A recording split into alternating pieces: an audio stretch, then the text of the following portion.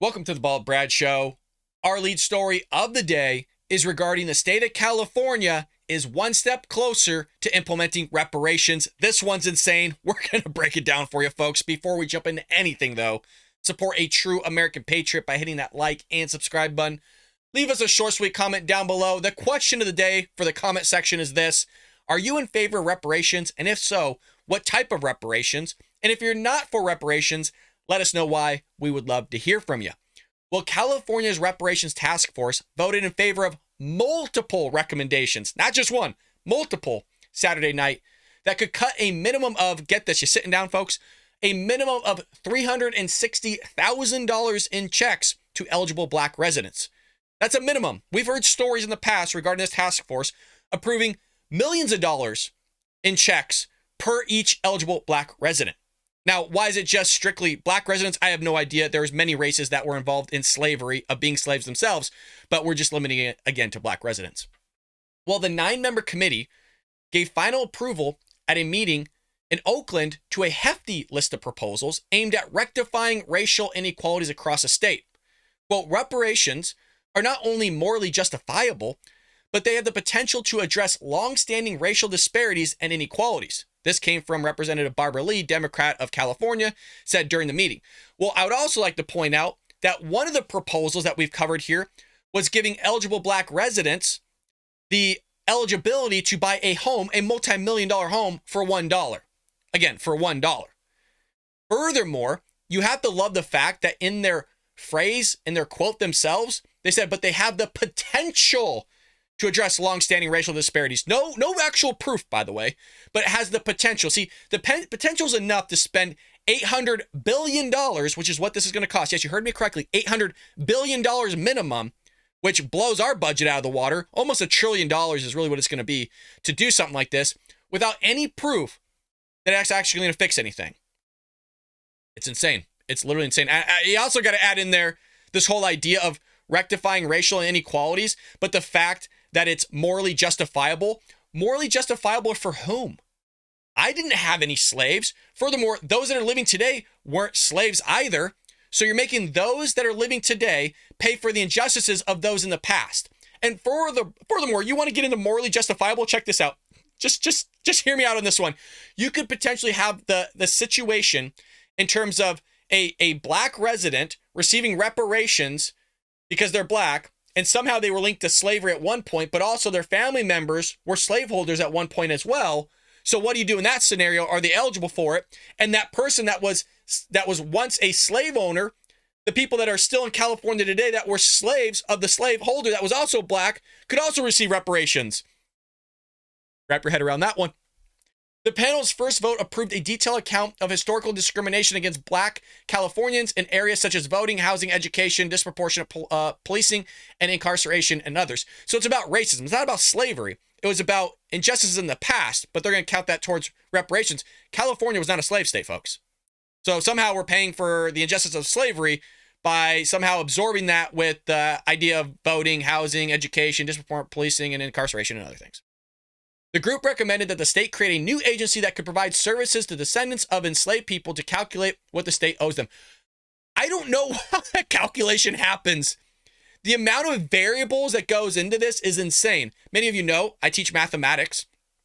I don't know.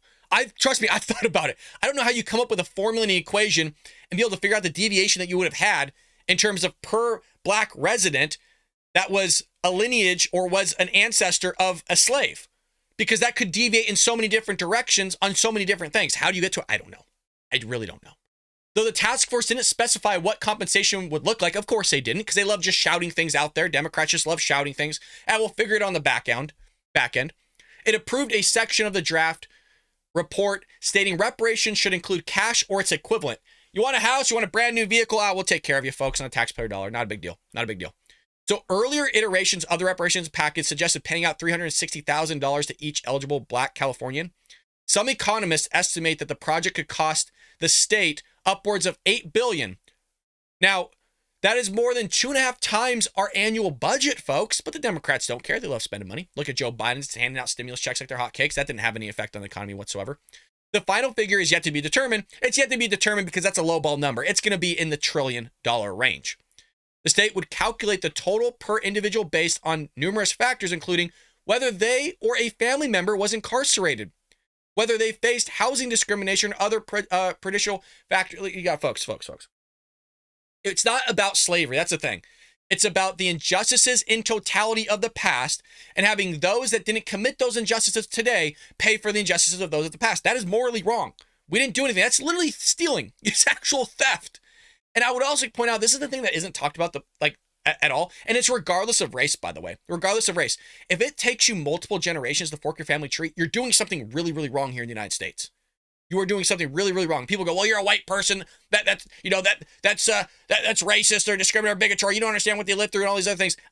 As somebody that was an accountant, I'm not saying that's an authoritative viewpoint, but just in terms of having a basic understanding of personal finance and teaching personal finance, it does not take multiple generations to fork your family tree. It takes sacrifice. It takes a hell of a lot of sacrifice to fork your family tree, but you don't need a lot of money. You do not need six figures. You do not need to be a millionaire to invest your money wisely in a 401k, 403b, or whatever option you have by going to Fidelity, Vanguard, Charles Schwab, all these institutions, and investing your money through a long period of time and capitalizing on that compound interest. But they don't, somehow it's the white man's fault. It's the system's fault. The system's holding me down. No, it's just you're not making the right decisions and a sequence of good decisions in order to get there. Again, you can make $50,000 or less and still become a millionaire by the time you retire if you just invested appropriately. But people want to finance cars. They want to take out credit cards. And by the way, you don't have to live in the state of California if you can't afford a home. You can always move. That's a conversation the left don't always want to talk about, is that you can literally just get up and actually move to another state. I'm not saying it's easy. None of this is saying it's easy, but people always want the easy way out. If you can't afford the home in California, what should you probably do? You should probably go move somewhere where you can't afford it, that's financially responsible, so that you can have a good retirement and your children can grow up having, I don't know, a lump sum of money or a nice asset like a household or whatever it may be that can be passed down to them. But again, it's always easier to say, hey, you know what? The injustice of the past should be paid for by today by somebody else. It's always put on somebody else to pay for something else. That's Democrat thinking for you, folks. Let me know what you think about this in the comment section below. Again, are you for reparations? Are you not for reparations? Give us a detailed account in the comment section. We'd love to read it. Well, moving into our next story of the day, something we haven't talked about a lot is AI and the OpenAI, like ChatGPT being utilizing, I believe, ChatGPT 4, and how that kind of can evolve and the exponential function in terms of what we're seeing, the capabilities from this AI. It's insane, folks. Hit that like and subscribe button, folks, if you haven't already. Well, OpenAI's there. And right now, a lot of people are utilizing it in terms of writing their essays for college, asking it questions, having long-form conversations with it, being creative in terms of artistic works. One thing that hasn't really been focused on is the fact that this stuff's already being thrown into robots. So OpenAI, in this article, is taking their artificial intelligence and putting it into robots and basically creating a humanoid bot. This is already being done, by the way. This is already happening. You can actually have a robot, and there's video of this online, where it can turn on the stove, it can make actual food for you, it'll walk around the kitchen, turn on the oven, and actually prepare a home-cooked meal. And so people are kind of correlating this whole idea to like Terminator and stuff. And it ain't far off. So OpenAI, the cutting-edge artificial intelligence research organization behind the almighty and extremely popular ChatGPT, which I mentioned, has made a chilling breakthrough with its latest project. I hope you're sitting down, folks. This is so insane. The insane in a good way, but also in a scary way. The day and age we are living in is you're going to see some crazy stuff. Like you've seen, you know when you have a Back to the Future scene with Marty McFly, and he's telling him to back up because he's about to see some crazy shit. This is what we're about to see in the next 5 to 10 years. In a partnership with a robotics company, Figure, that's the robotics company, the two tech powerhouse have joined forces to create an extremely creepy robot that might one day do all your chores for you. Imagine a world where robots can literally learn complex tasks just by observing humans. A bit eerie is an understatement. Well, that's precisely the kind of technology that OpenAI has programmed within this robot. Again, has already programmed. This is already happening, folks, and it has been happening because they tested this stuff. It's a neutral network designed to understand and replicate human movements, taking robotics to a whole new level. This thing is able to learn by observing. The question is, what does it learn if it's observing bad behavior? Is I guess another question. So how does this all work? Well, the magic behind the OpenAI Figure, the two companies, robot lies in its ability to analyze data from motion capturing systems. Basically, kind of think of mocap that you see in Hollywood, and how they make their movies to kind of convert that into basically computers to create animations and such. So these systems record human movements and convert them into digital data. The brain within the robot uses its data to teach itself to perform the same tasks. It's like the robot is learning by watching us. Freaky deaky, man. Don't worry, it's not all doom and gloom. The groundbreaking technology can potentially revolutionize industries like manufacturing, construction, and even healthcare. Imagine robots assisting in surgeries and helping build skyscrapers. Yes, it's all good and dandy, and it will definitely minimize the errors, even the steadiness. There's a lot of great that can come out of this. The thing is, there's a lot of bad that can come out of this. I mean, you could lose your job. Speaking of that, there's a flip side to the exciting progress. All these robots should become more advanced and capable of doing tasks that humans used to do. There's this nagging concern about how it might affect job security. In the state of California, you have the writer's strike going on right now, and one of the components, yes, is more pay, but also the utility of AI that could basically leave them jobless. That goes for a lot of industries: construction, manufacturing, doing chores at home, mom and pop businesses. I mean, if you could pay for a robot to do the job, right, that the thing is going to pay for itself relatively quickly. That's why you see a lot of McDonald's and stuff going to automation, because you have these knuckleheads wanting to ask for more money to flip a burger. And it's so funny. I was just looking at Taco Bell the other day. We ordered 3 tacos, crunchy tacos, 2 Crunchwrap Supremes, and a chalupa, and it was almost $25. And you want to know why it's $25? Because the labor that goes into that is through the roof, because these guys want freaking $25 an hour to take already cooked meat that they got out of a can and sprinkle it on a taco that's already made and throw on some lettuce and cheese and deliver it to you and hand it to you. They want $25, and you have these leftists and Democrats go, well, it's a living wage. They need a living wage. It's not for you to make a career out of. It's a stepping stone. So I'm all for this, because I'm so tired of paying $22, $25 freaking for a tiny meal, $8 for a burrito that's the size of this.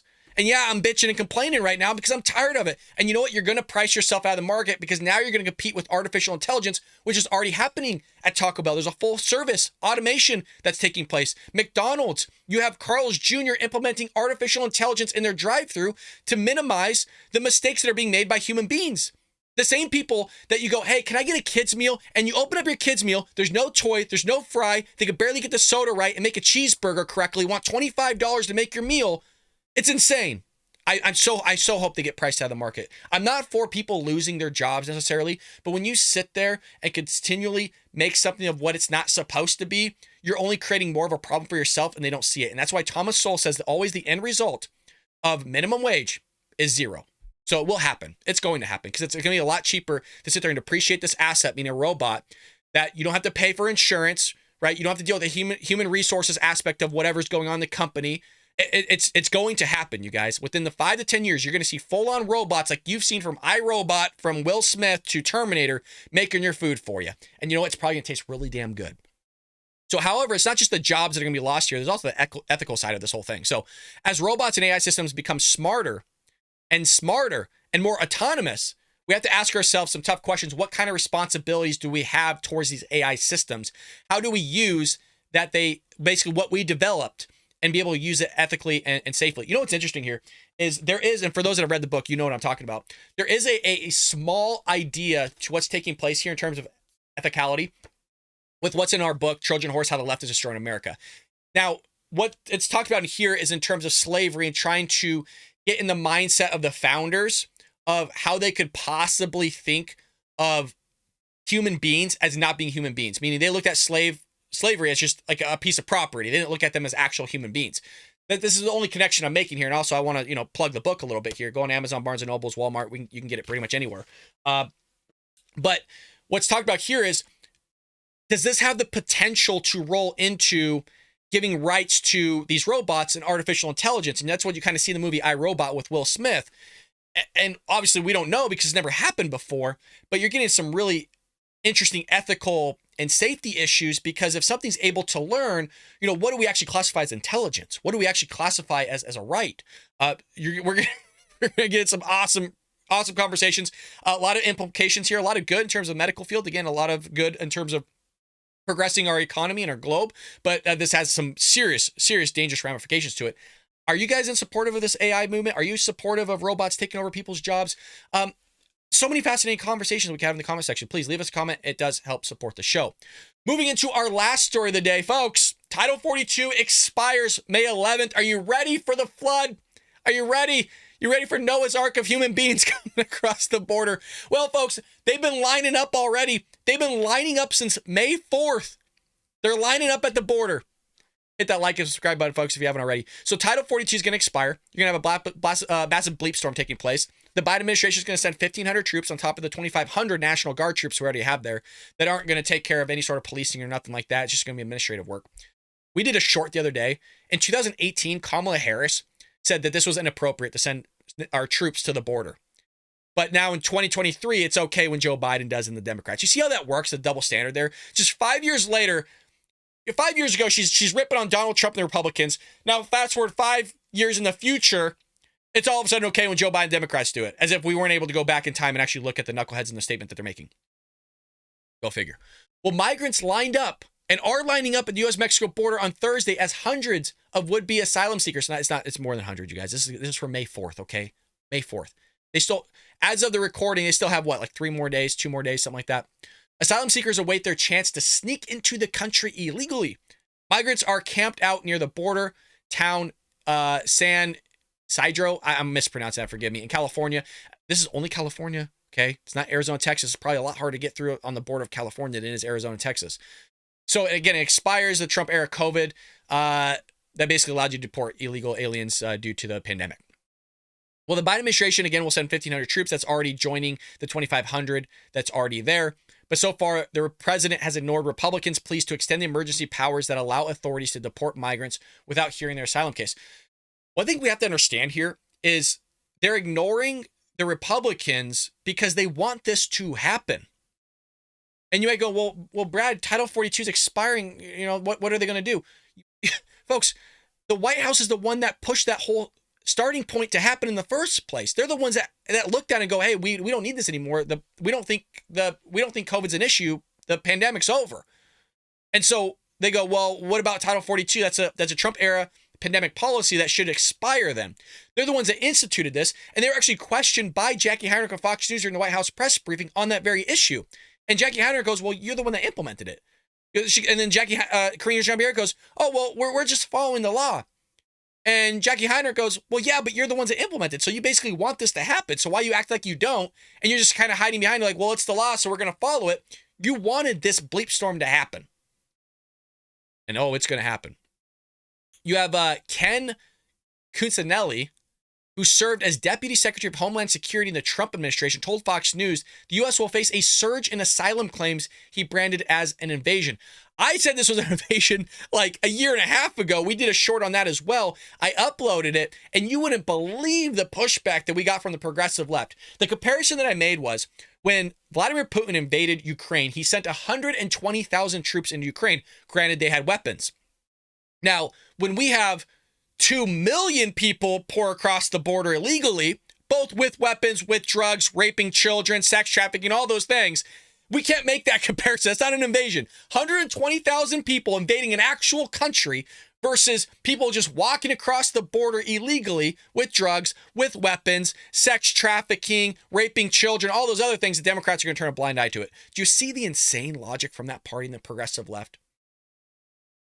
So a good chunk of the Southern Hemisphere is lining up at the border, he said. They are going to dash into the country. Yeah, folks, get ready. Freaking get ready. If you're at the southern states there, I'm so sorry.